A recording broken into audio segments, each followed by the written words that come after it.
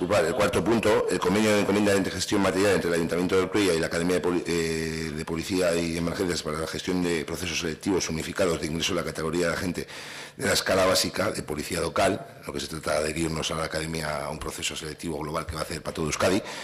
En base a lo que hemos hablado, nosotros no vamos a hacer una UPE para un único agente, con lo cual es adherirnos a esa bolsa común que van a hacer, a esa OPE común, y se trata de pues, firmar ese convenio.